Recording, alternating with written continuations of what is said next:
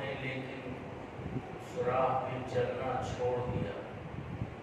جب سر میں ہوائے طاعت تھی، سرسبز شجر امید کا تھا، جب سرسر مسکیاں چلنے لگی، اس پیڑ نے پھلنا چھوڑ دیا۔ محترم حضرات، ہمارے مولانا ابراہیم صاحب یہاں کے امام و خطیب ہیں اور دارالعلوم دیوبند کے اچھے فارغ اور عالم ہیں۔ انہوں نے فرمایا کہ آج جمعے میں یہاں آپ حضرات سے کچھ بات کی جائے۔ میں نے قرآن کریم کی ایک آیت پڑھی ہے، اللہ تبارک و تعالیٰ اس میں فرماتے ہیں، اے ایمان والو، اپنے آپ کو اور اپنے گھر والوں کو، بیوی بچوں کو جہنم کی آگ سے بچاؤ، جس جہنم کا ایندھن لوگ اور پتھر ہے، یعنی وہ جہنم کی آگ جس میں لوگ جلیں گے اور جس کی آگ پتھروں سے گرم کی جائے۔ تو یہ آیت کریمہ ہے۔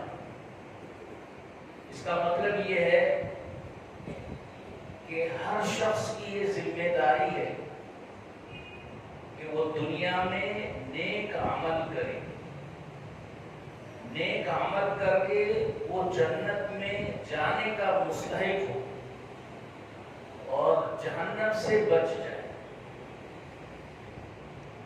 ایک ذمہ داری تو یہ ہے۔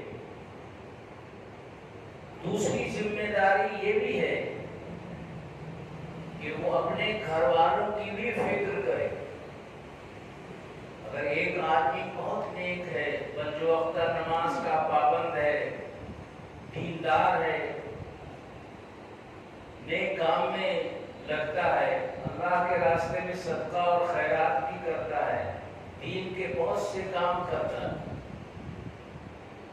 لیکن اس کو اپنے گھر والوں کی فکر نہیں، بیوی بچوں کی فکر نہیں، بچے بے دین ہیں، گھر میں دین کا ماحول نہیں، نماز کی پابندی نہیں، اسلامی عقائد نہیں، اسلامی عبادات کی طرف کوئی توجہ نہیں، اسلامی اخلاق کیا ہے اس کا کچھ پتہ نہیں، دینی معاشرت کیسی ہوتی ہے، گھر میں رہن سہن کیسا ہوتا ہے، دوسرے رشتہ داروں کے کیا حقوق ہیں، دوسرے لوگوں کے کیا حقوق ہیں، اس کا کچھ پتہ نہیں۔ تو تنہا آدمی اگر دیندار بن جاتا ہے تو اتنا کافی نہیں، بلکہ ہر شخص سے اس کے گھر والوں کے بارے میں سوال ہوگا۔ حضور نے فرمایا کہ کلکم مسئول، کلکم راع وکلکم مسئول عن رعیتہ، تم میں سے ہر شخص نگراں ہے، نگہبان ہے، ذمہ دار ہے، اور ہر شخص سے اس کے ماتحت لوگوں کے بارے میں سوال ہوگا۔ اگر کوئی حاکم ہے تو اس کی رعایا اور پبلک کے بارے میں اس سے سوال ہوگا، تم نے اس کا حق ادا کیا یا نہیں کیا۔ اگر کوئی باپ ہے تو اس کو اپنے بیٹوں اور اولاد کے بارے میں اللہ کے سوالات کا سامنا کرنا ہوگا۔ اس لیے ہر شخص نگراں اور نگہبان، اپنی بھی فکر کرنی ہے، اپنے بچوں کی بھی فکر کرنی ہے، اپنی بیوی کی بھی فکر کرنی ہے، اپنے خاندان کے لوگوں کی بھی فکر کرنی ہے، اپنے پڑوسیوں کی بھی فکر کرنی ہے، اور اپنے آس پاس رہنے والے اور دوسرے لوگ اور اپنا ملک، ان سب کی فکر کرنی۔ بہت سے لوگ کہتے ہیں کہ ہم تو دیندار ہیں، ہم نماز پڑھتے ہیں، ہم روزہ رکھتے ہیں، تنہا یہ کافی نہیں۔ ایک حدیث پاک میں ہے کہ ایک شخص اپنے پڑوسی کو لے کر اللہ کے دربار میں آئے گا اور یہ شکایت کرے گا کہ اے اللہ اس نے مجھ پر ظلم کیا، اس نے میرا حق ادا نہیں کیا۔ اللہ تبارک و تعالیٰ پوچھیں گے کیا ظلم کیا؟ وہ کہے گا کہ اے اللہ یہ میرے پڑوس میں رہتا تھا، یہ دیندار تھا، پکا نمازی تھا، زکات بھی دیا کرتا تھا، صدقہ اور خیرات بھی کیا کرتا تھا، لیکن اس نے کبھی مجھ سے یہ نہیں کہا کہ تم پر بھی نماز فرض ہے، تم بھی نماز پڑھو، تم بھی مالدار ہو، زکات دیا کرو، تمہارے اوپر بھی حج فرض ہے، حج میں جاؤ۔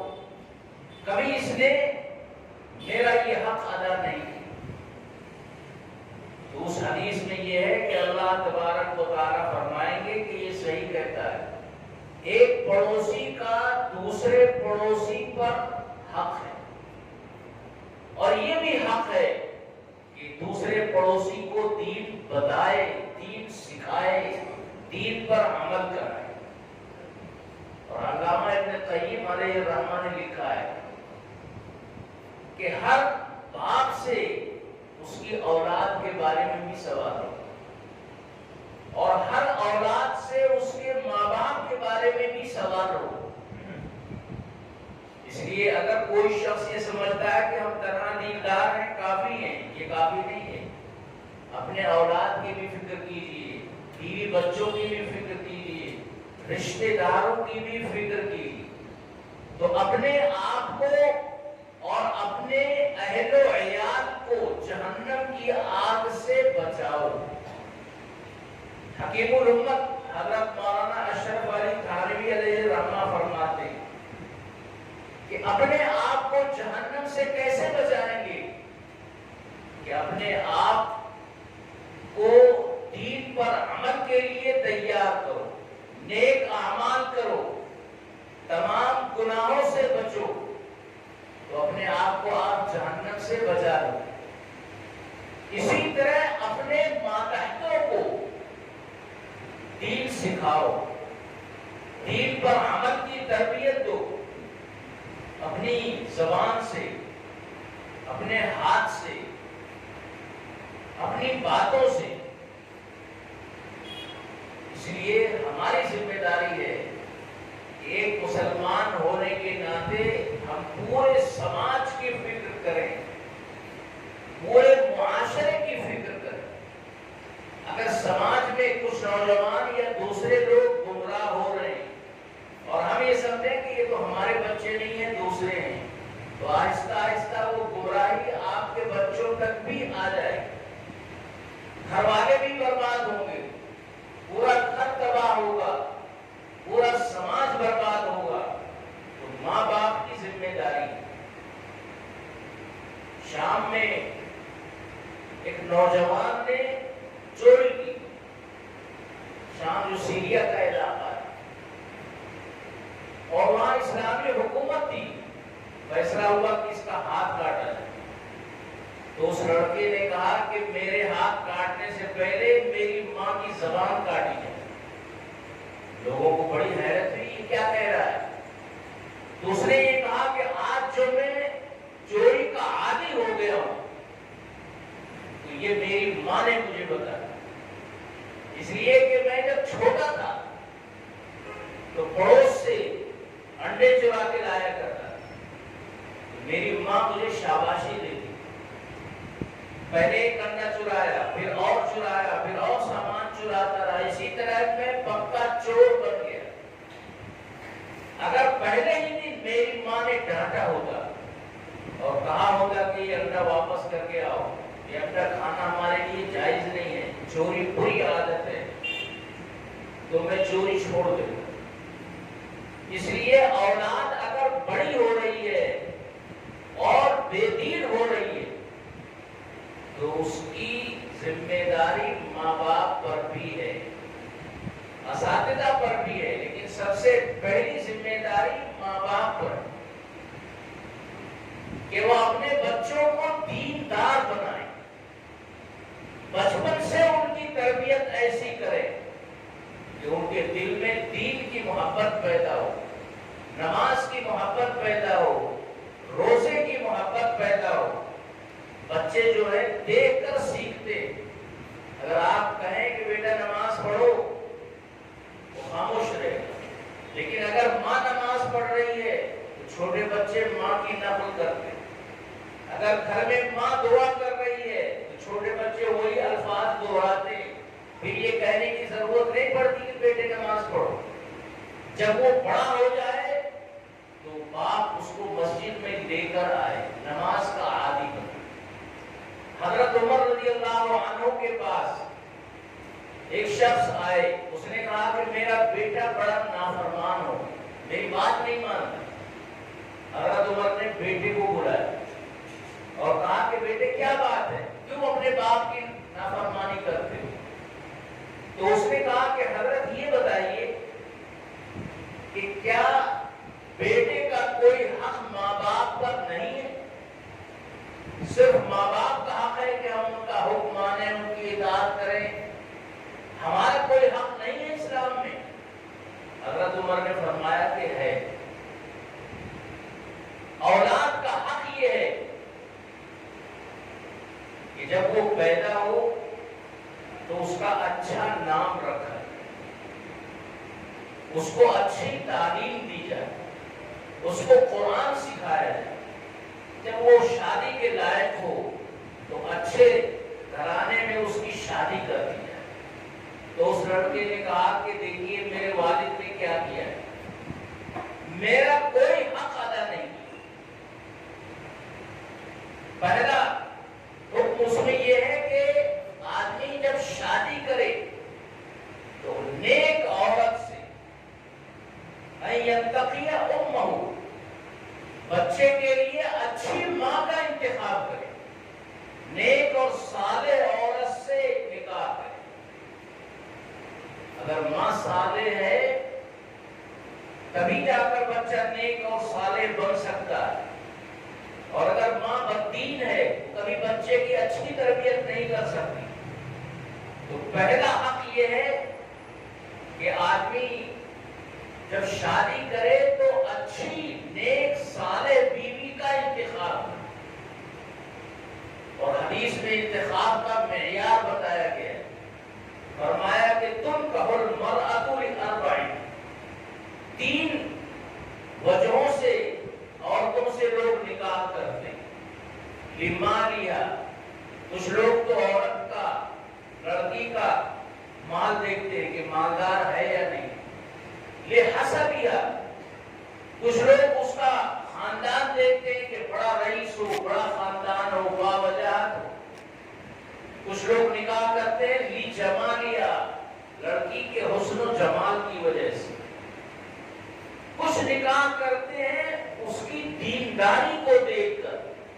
یہ 4 معیار اور 4 چیزیں سرکار دو عالم صلی اللہ علیہ وسلم صحابی سے کہتے ہیں فاظفر بذات الدین تربت یداک، تم دیندار لڑکی سے، دیندار عورت سے نکاح کرو تو کامیاب رہو۔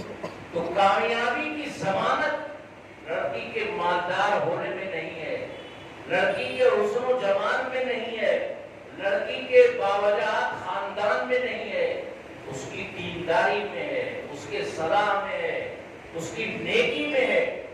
ہاں اگر لڑکی دیندار ہے، نیک ہے اور مالدار بھی ہے تو بہت اچھا ہے۔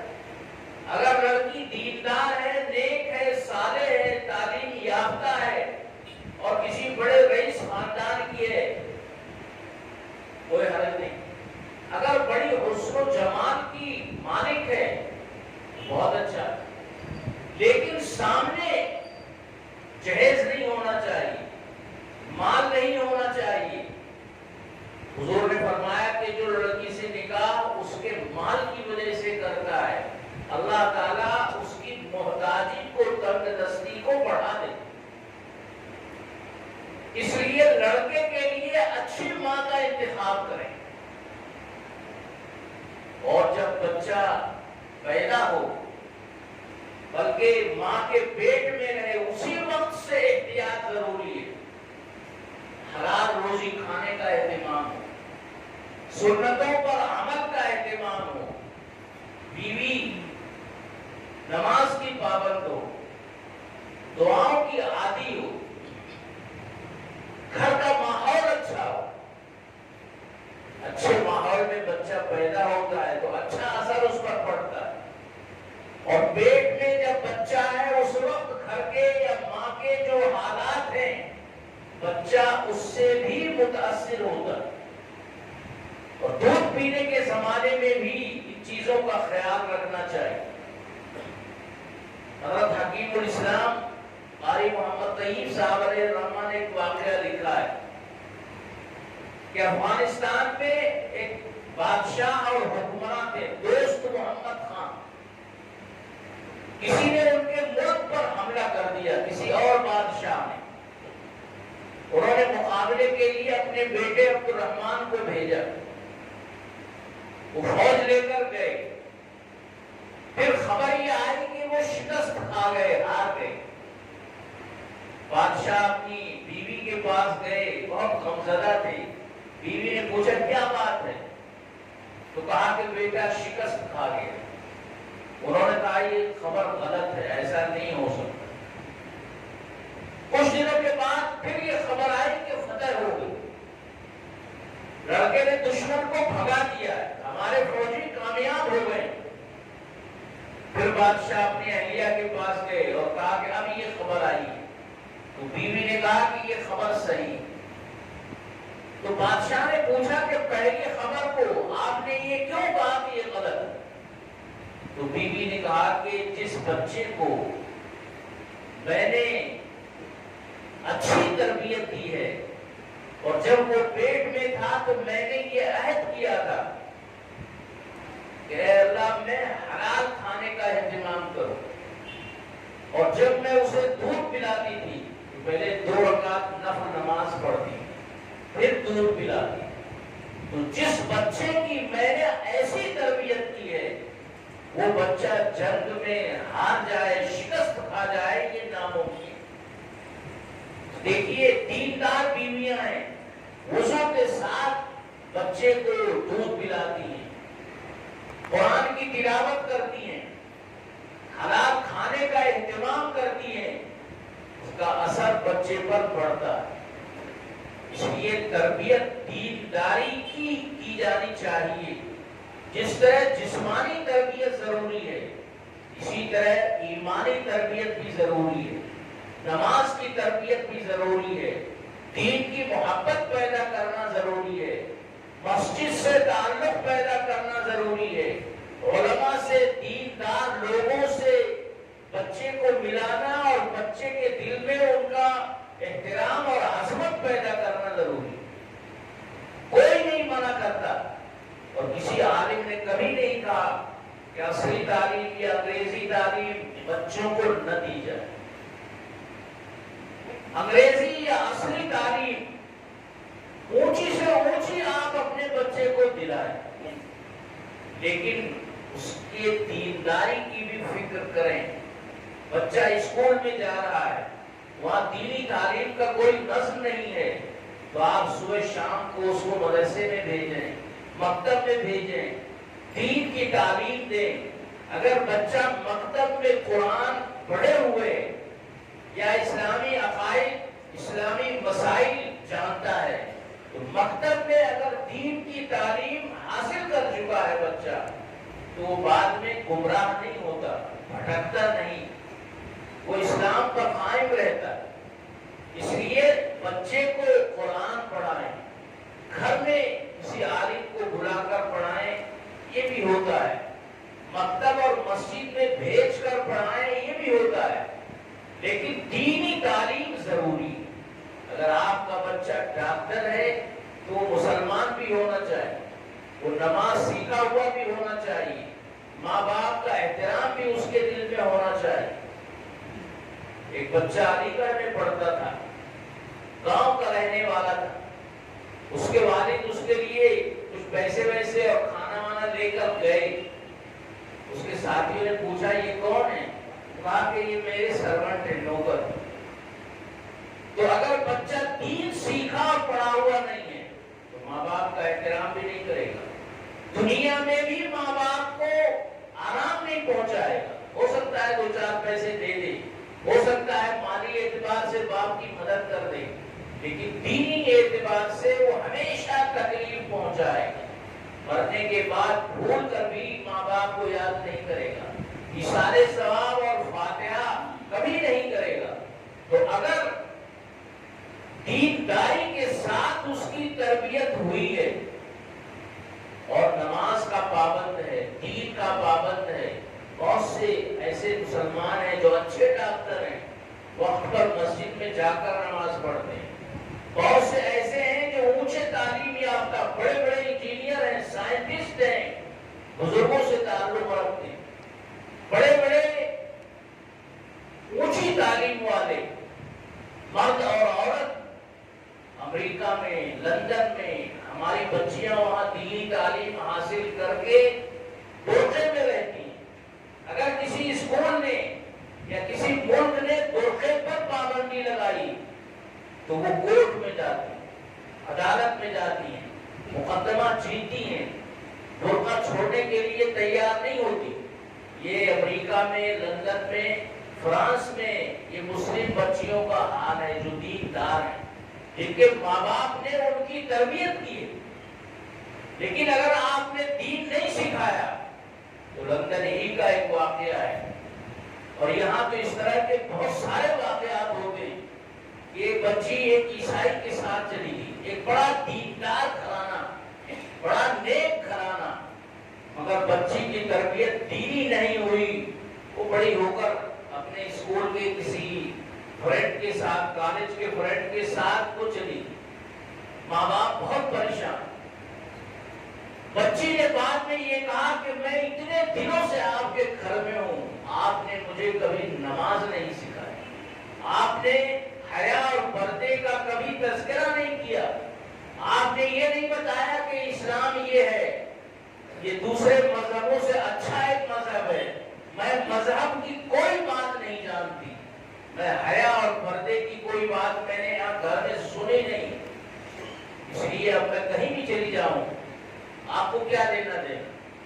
یہ وہاں کا واقعہ ہے، ذمہ دار اس کے وہ لڑکی نہیں ہے، صرف ذمہ دار ماں باپ ہے۔ بچی بڑی ہوتی ہے، اس کے پردے کا کوئی خیال نہیں ہوتا، کہتے ہیں بچی ہے، بچی ہے، تو ماں باپ کے لیے تو بچی زندگی بھر بچی ہی رہتی ہے، لیکن جب وہ بڑی ہو تو اس کو حیا سکھانا چاہیے، اچھی عادات سکھانی چاہیے، پردے کا فائدہ بتانا چاہیے، پردے کی عادت جاننی چاہیے۔ اگر شروع سے پردے کی عادت نہیں ہے اور وہ بڑی ہو گئی، اب آپ پردے کے لیے کہیں گے تو وہ نہیں کرے، اس لیے جو اس کی عمر ہے اس عمر سے ہی پردے کی عادت ڈالیں، تو سب سے زیادہ نگرانی کی ضرورت ہے۔ اور یہ بات بھی ہے کہ یہ خرابی جو آ رہی ہے وہ مخلوط تعلیم سے آ رہی ہے۔ بچیاں اسکول کالج میں پڑھتی ہیں، گھر سے آپ لے گئے چھوڑ آئے، وہاں کیا ہو رہا ہے؟ بڑے بڑے موبائل ہیں، بعض کالجوں میں جس پہ پابندی ہے لیکن عام طور پر نہیں ہے۔ موبائل تمام خرافات کی جڑ ہے، لیکن لوگ بچوں کو بچپن ہی سے موبائل تھما دیتے ہیں۔ اس کی نگرانی کی بھی ضرورت ہے کہ بچہ موبائل استعمال کر رہا ہے، اس میں کیا دیکھ رہا ہے، بچی موبائل کے ساتھ کس سے بات کر رہی ہے، کیا پروگرام دیکھ رہی ہے، ان سب چیزوں کی نگرانی کی ضرورت ہے۔ لوگ کہتے ہیں کہ آزادی ہے، بچوں کو آزادی دینی چاہیے، لیکن جب آپ بچے کو ایسی آزادی دے دیں گے کہ وہ بالکل بے حیا ہو جائے، لڑکے آوارہ ہو جائیں، بعد میں وہ آپ ہی کے لیے مصیبت بنے، دنیا میں بھی اور آخرت میں بھی۔ یہی بچے آخرت میں کہیں گے ہمارے ماں باپ نے ہمیں کچھ نہیں سکھایا، تو ان بچوں کی وجہ سے ماں باپ کو جہنم میں جانا پڑے گا، چاہے وہ ماں باپ کتنے ہی نیک اور دیندار۔ اس لیے اپنے بچوں کی فکر کیجیے، ماحول بہت خراب ہے، حالات بہت خراب ہیں، اور فرقہ پرست طاقتیں یہ چاہتی ہیں کہ مسلمانوں کو یہاں سے نکالا جائے، بے دین بنایا جائے۔ آج کل ایک تعلیمی پالیسی آئی ہے حکومت کہ تعلیم کا نظام کیسا ہو، وہ ایسی پالیسی ہے کہ اگر اس کے تحت بچے اسکول میں پڑھ رہے ہیں تو وہ MA BA تو ہو سکتے ہیں لیکن مسلمان نہیں رہے، آئندہ حالات اور زیادہ خراب ہوں گے۔ اس لیے اپنے بچوں کی دینی تعلیم کی فکر کریں، ان کی نگرانی کریں، تعلیم ضرور دلائیں، دنیاوی تعلیم بھی دیں، کیونکہ دنیا میں عزت کی زندگی کے لیے دنیاوی تعلیم ضروری ہے۔ کسی نے دنیاوی تعلیم اور عصری تعلیم سے منع نہیں کیا، لیکن بچے کو دین بھی سکھائیں، اسلام بھی سکھائیں، اپنے اولاد کی فکر کریں۔ قرآن کریم میں حضرت یعقوب علیہ السلام کا واقعہ نقل کیا گیا ہے کہ ان کے انتقال کا وقت آیا تو انہوں نے اپنے سب بچوں کو جمع کیا، بہت بڑے نبی ہیں، یہ معلوم کرنے کے لیے کہ ان کی تربیت ہم نے ایسی کی ہے کہ اسلامی ماحول اور دینی ماحول میں یہ رہنے کے عادی ہو گئے ہیں، لیکن ہمارے بعد یہ دیندار رہیں گے یا نہیں رہیں گے، توحید ان کی باقی رہے گی یا ختم ہو جائے گی، یہ دوسروں کو دیکھ کر انہی جیسا بن جائیں گے یا کیا ہوگا؟ تو انہوں نے سوال کیا ما تعبدون من بعدی، میرے بعد تم کس کی عبادت کرو؟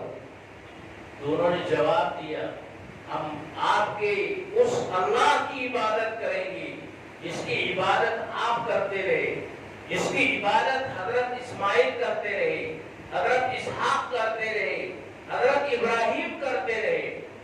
تو ان کو اطمینان ہو۔ قرآن نے اس کو نقل کیا ہے۔ کیوں نقل کیا ہے؟ کہ ہر مسلمان اپنے بچوں کی، اپنے خاندان کی فکر کرے، اس کی ایسی تربیت کر دے کہ جب وہ اپنے انتقال کے وقت اپنے بچوں سے پوچھے کہ ہمارے بعد تم اس ملک میں کیسے رہو گے، تو وہ بچے کہیں کہ ہم آپ کے بعد بھی اس ملک میں اپنے ایمان کے ساتھ رہیں گے، اپنے قرآن کے ساتھ رہیں گے، اپنی توحید کے ساتھ رہیں گے، اپنی مسجدوں کے ساتھ رہیں گے، اپنے مدرسوں کے ساتھ رہیں گے، اپنی خانقاہوں کے ساتھ رہیں گے، اپنے علماء اور بزرگوں کے ساتھ رہیں گے، اپنے پورے دین کے ساتھ رہیں گے۔ یہ یقین جب ہو تو اس کا مطلب یہ ہے کہ ہم نے اپنے بچوں کی صحیح تربیت کی، لیکن صحیح تربیت کے بغیر بچہ یہ جواب نہیں دے سکتا۔ حدیث میں ہے کہ ما نحل رجل ولدہ من نحل افضل من ادب حسن، کوئی آدمی اپنے بچے کو اچھی تعلیم و تربیت سے بہتر کوئی تحفہ نہیں دے سکتا۔ تو سب سے بڑا تحفہ یہ ہے کہ بچے کو ادب سکھائیں، بچے کو دینی تعلیم دیں، لڑکا ہو یا لڑکی ہو دونوں کو دینی تعلیم ضروری، اور لڑکی کی تعلیم و تربیت میں تو زیادہ ثواب۔ حدیث میں ہے کہ من عال ثلاث بنات، جو 3 لڑکیوں کی پرورش کرے، ان کو تعلیم و تربیت سکھائے، اور بڑے ہونے پر اچھے خاندان میں اس کا نکاح کر دے، فلہ الجنہ، وہ جنت میں جائے۔ تو بچیوں کی تربیت میں ثواب زیادہ ہے۔ اس لیے عام طور پر جاہلیت میں یہ ہوتا تھا کہ بچیاں پیدا ہوتی تھیں تو گھر میں جو باپ ہے وہ باہر نکل جاتا تھا، کسی سے ملتا نہیں تھا، بڑی شرمندگی اسے ہوتی تھی، اور پھر کچھ دنوں کے بعد لے جا کے اس کو قبر کھود کر اسی میں ڈال آتا۔ یہ ایک رسم و رواج تھا وہاں، یہ ایک بری عادت تھی، اور آج بھی اسی طرح کی بات کچھ نہ کچھ ہے۔ اس لیے سمجھنا چاہیے کہ لڑکیاں برکت کا ذریعہ ہوتی ہیں۔ اللہ کی رحمت کا ذریعہ ہوتی ہیں۔ ماں باپ کی خدمت بھی لڑکوں کے مقابلے میں لڑکیاں زیادہ کرتی ہیں۔ ماں باپ کی فکر اور ماں باپ سے محبت بھی ان میں زیادہ ہوتی ہے، اس لیے ثواب بھی اس میں زیادہ ہے۔ لڑکیوں کی تربیت بھی زیادہ توجہ ہو اور ان کی اچھی تربیت کی جائے۔ آج ماحول بہت خراب ہے، باقاعدہ پلاننگ کے تحت لاکھوں روپے کا بجٹ تیار کیا گیا ہے مسلمان لڑکیوں کو بے دین بنانے کے لیے، مسلمان لڑکیوں کو کافروں سے ملانے اور ان کی شادی کرانے کے لیے یہ منصوبہ بند طریقے پر یہ کام فرقہ پرست لوگ کر رہے ہیں اور ہم ان کی مدد کر رہے ہیں۔ اس لیے کہ شادی ہم نے بہت مہنگی کر دی، لڑکیوں کی شادی نہیں ہوتی، بڑا بڑا جہیز لوگ مانگتے ہیں، غریب آدمی شادی کہاں سے کرے گا؟ اب وہ ایک کافر جو اس کا ساتھی ہے کالج کا، اس کے ساتھ چلی جاتی ہے اور باقاعدہ اس کے لیے تنظیمیں قائم ہیں۔ اگر کوئی کافر عورت کسی مسلمان سے محبت کر لے اور مسلمان ہو جائے، یہ بھی ہوتا تھا، لیکن اب اس پر پابندی لگ گئی ہے۔ لو جہاد کے ذریعے قانون بنایا گیا یوپی میں اور یہ نہیں ہو سکتا۔ لیکن دوسرا جو طریقہ ہے کہ مسلمان لڑکیوں کو پھنسانے کا، بے راہ رو کرنے کا، بے دین کرنے کا، کافروں سے ملانے اور ان سے شادی کرانے کا یہ طریقہ باقاعدہ لاکھوں روپے کا بجٹ ہے اس کے لیے اور وہ ایک کر رہے ہیں۔ اگر بچی دیندار ہے تو کبھی اس پر آمادہ نہیں ہوگی۔ اگر بچی حیا اور شرم کی عادی ہے، دین جانتی ہے، غیرت جانتی ہے، حیا جانتی ہے، اسلام کو جانتی ہے، تو کبھی ماں باپ کو رسوا نہیں کرے گی۔ لیکن اگر آپ نے مخلوط تعلیم دلائی، اس لیے یہ بھی ضروری ہے کہ جو باحیثیت لوگ ہیں وہ لڑکیوں کی تعلیم کے لیے الگ اسکول اور کالج قائم کریں اور دینی نگرانی کے تحت لڑکیاں وہاں پڑھیں، تاکہ اسکول کالج جو سرکاری یا دوسروں کے ہیں، ہماری بچیاں وہاں جا کر نوجوان غیر مسلم لڑکوں سے اختلاط اور میل جول نہ کر پائیں اور حیا اور شرم کو اپنے وہ محفوظ رکھیں۔ جو مسلمان مالدار ہیں، باحیثیت ہیں، جہاں اور بہت سے کام کرتے ہیں، ہاسپٹل بناتے ہیں، کچھ اور بھی کرتے ہیں، یہ آج سب سے زیادہ ضروری کہ اپنے اسکولوں، اپنے کالجوں، دینی نظام کے تحت آپ اسے پڑھائیں اور چلائیں۔ اسی طرح اچھے اسپتال مسلمانوں کے پاس ہوں، یہ بھی ضروری ہے۔ بعض جگہوں پہ یہ ہوتا ہے کہ مسلمان داخل ہوئے، مالدار ہیں، کچھ بھی ہیں، مگر کسی طریقے پر انجیکشن وغیرہ کے ذریعے ان کو ختم کر دیں۔ کرونا میں بھی یہ ہو رہا ہے۔ اس لیے اپنے اسپتال ہونے چاہیے، اپنے اسکول ہونے چاہیے، اپنے دینی مدرسے ہونے چاہیے۔ اسلامی تہذیب کو، اسلامی کلچر کو، اسلامی شناخت کو، اپنی پہچان کو باقی رکھنا بہت ضروری ہے، ورنہ آئندہ جو حالات آ رہے ہیں وہ بہت خراب ہے۔ حکومت ہماری کوئی فکر نہیں کر رہی ہے، کروڑوں کی تعداد میں ہم ہیں، مگر اس طرح نظر انداز کر رہے ہیں اور آئندہ منصوبہ بند طریقے پر مسلمانوں کو یہاں سے نکالنے کی بھی سازش کر رہے ہیں۔ اللہ تبارک و تعالی ان سازشوں کو ناکام بنائے، لیکن اس کے لیے ہمیں تیاری کرنی ہوگی، اپنے آپ کو مسلمان ثابت کرنا ہوگا، اپنے آپ کو دیندار بنا کے رکھنا ہوگا، دین سے محبت رکھنی ہوگی اور دنیاوی تعلیم میں بھی اپنے بچوں کو آگے کرنا ہوگا۔ اللہ تبارک و تعالی ہم سب کو ان باتوں کی توفیق عطا فرمائے۔ وآخر دعوانا الحمدللہ رب العالمین۔